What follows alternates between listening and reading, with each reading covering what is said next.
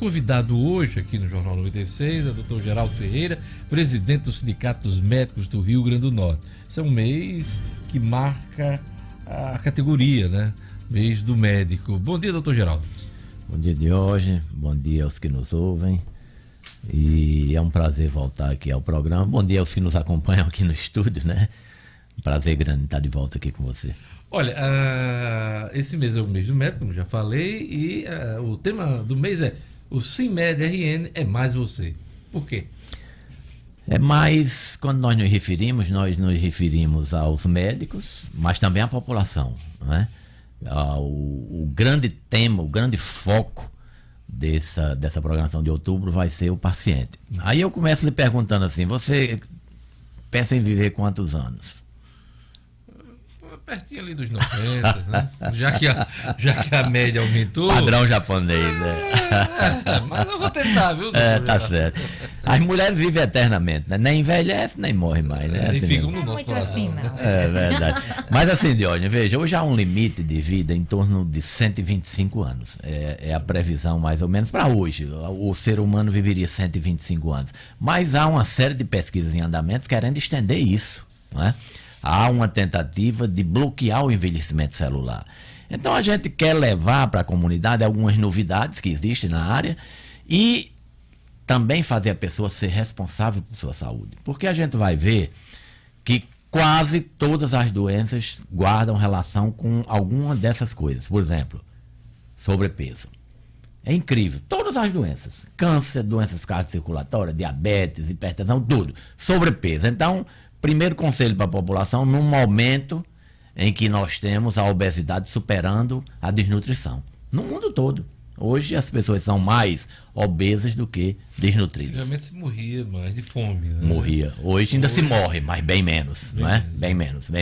Então, primeira coisa, controla o peso. É responsabilidade, não é? Responsabilidade de cada um. Não tem governo, não tem sistema de saúde que faça o camarada. Então, ele é responsável. Outra coisa, sal e açúcar, né? 2 venenos modernos, né? Eu mesmo gosto muito de sal, né? Minha família lá do interior era uma família de marchantes. Então, era... Marchante de carne, de né? carne, né? Então, sal e açúcar, 2 venenos, né? E fazer exercício físico, o sedentarismo, é outra causa de doença. Então, você veja, se você pegar esses 4 itens, você controlar o peso, diminuir sal e açúcar, fazer exercício físico. E a quarta? Essa outra é também muito importante, controlar o colesterol, não é? Você tem evitar um pouco as gorduras, não é?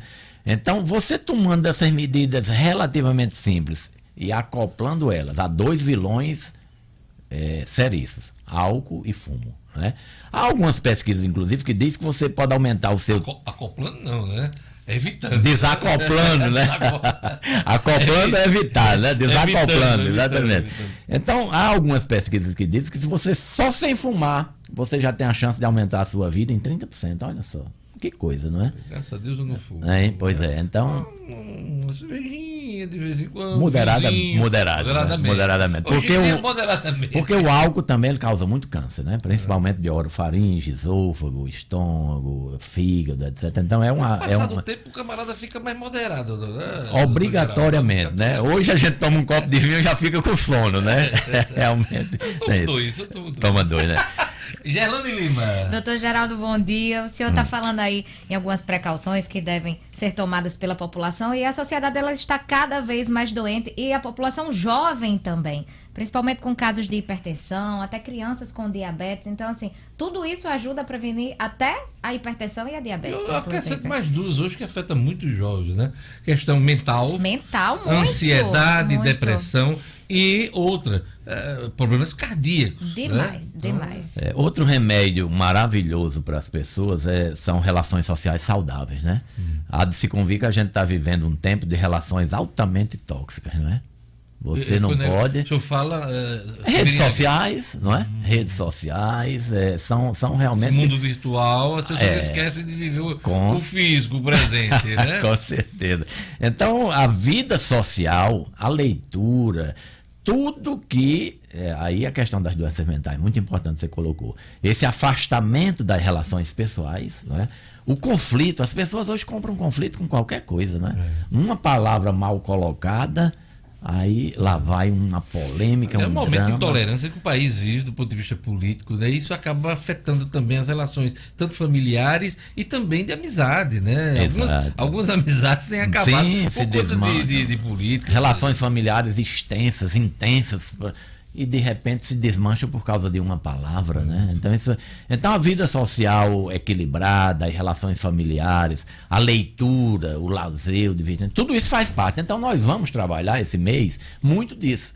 É claro que a medicina tem uma função curativa, nós não podemos esquecer os avanços extraordinários. Vacinação, por exemplo. Você veja que mundo esquisito é esse que a gente está vivendo. Algumas pessoas estão se posicionando agora contra a vacinação. Ora, foi um dos maiores... Burrice. Isso é burrice. Um dos maiores avanços da humanidade. Foi o primeiro grande salto em termos de aumento da longevidade das pessoas, foi a vacinação. As pessoas esquecem quando o movimento de vacinação começou, as pessoas viviam 35 anos, 40 anos de vida. Sim, era média. E hoje a média de vida no Brasil beira os 80 anos. Por conta de quê? Por conta de campanhas também de vacinação. Com certeza. E hoje se faz campanha contra a vacinação. Absurdo, é a turma do terraplanismo, né? E outras bobagens aí de não acreditar na ciência, né? Nem que o homem foi à Lua, né? Apesar de andar com um celular no coldre, não sabendo que muito da tecnologia do celular foi a partir, inclusive, dessa jornada que levou o homem à Lua. Então, existe muita burrice tomando conta da nossa humanidade hoje. Uma das coisas básicas e que promoveu todo esse desenvolvimento da humanidade, evidentemente, veio com a ciência, né? Então, nós temos que defendê-la de forma absoluta, né? Hoje há muito achismo, né? Hoje há muito achismo, né? Considerar a ciência respeitando, claro, as religiões. Os limites, né? A ética, política. A ética, né? Há limites, porque hoje, se você quiser, você clona um ser humano. A tecnologia para isso, mas até que ponto isso seria ético, não é? Então, isso aí, há o risco dos abusos que a sociedade serve para frear isso. Então, eu vou clonar um ser humano. Sim, qual é o próximo limite? Vai ser o quê? Clonar a criança para usar fígado? Então, essas coisas precisam ser feitas com cuidado. Você está falando muito em prevenção. E os médicos vivem de atender doentes, de fazer cirurgias. Isso. E poderia ser contraditório, né? Os médicos, até para ganhar mais dinheiro, poderiam... Não, as pessoas precisam adoecer mais para cuidar delas, né? Mas por que falar mais em prevenção? É porque o corpo humano é uma casa, né? Eu estive lendo recentemente e achei até interessante a comparação e uma afirmação ousada de um cientista europeu. Ele disse o seguinte: não tardará, talvez até o fim desse século, viu? O homem conseguir deter de uma forma muito forte o envelhecimento. E ele diz que aí a gente tem que levar em consideração os exageros até para chamar a atenção para a matéria, mas ele diz que já nasceu a pessoa que poderá viver 1000 anos. O senhor está falando muito disso. O senhor quer viver quantos anos? Já que ele começou a entrevista... Perguntando. Eu quero ver dos 90, mas bem. E o senhor, qual a expectativa? Não, a minha família vive em torno, é isso aí que você colocou, 80, 85 anos. 90, quase todas as tias, papai 88, mamãe 90. Parece que por enquanto isso já é uma boa média, né? Saudável, né? Saudável. Porque outra doença importantíssima, viu, Diógenes, é o Alzheimer, né? Que ela vai ter uma explosão nos próximos anos. Por que o senhor diz isso? Por causa da incidência. Ela se manifesta mais fortemente a partir dos 65 anos, né? Existem aquelas formas precoces de Alzheimer, mas ela é muito mais forte a partir dos 65. E quanto mais você evolui na idade, maior a incidência. Então, como se está vivendo no Brasil acima de 75 anos, já quase 77 anos, então é uma expectativa, e isso com impacto muito forte sobre os gastos com saúde e com previdência. Então, é uma coisa que o governo precisa dar muita atenção a esse envelhecimento da população. Quando é um envelhecimento saudável, ótimo. Mas o envelhecimento com Alzheimer, ele é muito preocupante do ponto de vista econômico. Você está falando do Alzheimer, me lembrei agora de uma figura que marcou a política brasileira, Marco Maciel, ex-governador de Pernambuco, ex-vice-presidente da República. Aliás, foi um exemplo de vice-presidente porque não perturbava o titular. O vice-ideal. O Fernando Henrique, né? Era conhecido como o mapa do Chile, e hoje ele vive a gravidade da doença, né? Já não lembra mais das coisas, perdeu a memória. o ex-senador, o ex-vice-presidente da República, Marco Maciel, que mora em Recife, né? Isso. E aí eu levantaria uma questão que, mais uma vez, em medicina preventiva, depois eu volto para a questão que você colocou muito importante sobre doenças, né? Então, hoje, alguns marcadores já alertam para o desenvolvimento dessas doenças, às vezes com 10 anos de antecedência, não é? Então, quando você consegue detectar esta possibilidade, você tem uma série de cuidados e medicações que podem fazer. O próprio Alzheimer, você vê, essas medidas que nós falamos aqui valem para tudo. O Alzheimer tem forte correlação também com diabetes, com hipertensão, com arteriosclerose, etc. Então, todos esses estão voltados, embora haja componentes genéticos e de outras naturezas também, não é? Então, em relação à doença que você colocou, é claro que nós somos uma casa. Então, os médicos, vamos dizer assim, nós somos os engenheiros dessa casa, não é? Uma casa pode durar 1000 anos, não é? Você vê as casas europeias, o que é que se faz com ela? Reparos, não é? Manutenção. Então, é isso que o organismo humano precisa. Você não vive automaticamente 80 ou 90 anos. Você vive se cuidar. E você vive se reparar os possíveis danos, não é? Então é esta mentalidade que a gente quer levar para a população neste momento. A medicina saudável, responsável, atua. Não é? Perfeitamente. Então nós vamos nos voltar, envolver com a comunidade e mostrar uma coisa que para nós é muito importante também. Que um sindicato como o nosso tem uma preocupação muito forte com condições de trabalho, com remuneração do médico, mais com a população, não é? Eu acho que todas as instituições elas têm que se voltar para a sociedade. E esta é a nossa preocupação nesse mês de outubro. Estamos juntos com a sociedade para uma vida melhor para todo mundo. Nesse momento final da entrevista, eu queria que o senhor falasse da programação em si, né, Gerlane? Exato. Nos dias 11 e 12 de outubro, vocês vão realizar um fórum, né? Nós temos uma programação bem ampla. Por exemplo, nós já começamos ontem no Sindicato Médico uma exposição chamada Encantos de Natal. Você deve adorar Natal. Você é do Seridó, mas adora Natal. Não, né? A gente adora a nossa terra, né? Gerlana de começou aqui mesmo. Tá aqui uma Natalé. Começou ontem. Olha, então já começou com a exposição lá, Encantos de Natal, fotografias de Canindé, não é? Canindé Soares e quadros de Fernando e Flávio Freitas. Muito bonita, vale a pena. É aberta ao público. Quem quiser passar na frente do sindicato, lá na APUDI, poderá ver. Nós teremos, dia 11, um evento à noite, o Futuro da Medicina, na UNP, uma parceria nossa, e teremos na Associação Médica o Fórum, dia 11 e 12, parceria também com a Associação Médica. Teremos visitas ao... Estou vendo aqui na programação 40 palestras da prática médica, acupuntura médica, alergia, depressão, diabetes, humanização da medicina, urgências, emergências, vários assuntos. Muito, são 40 temas.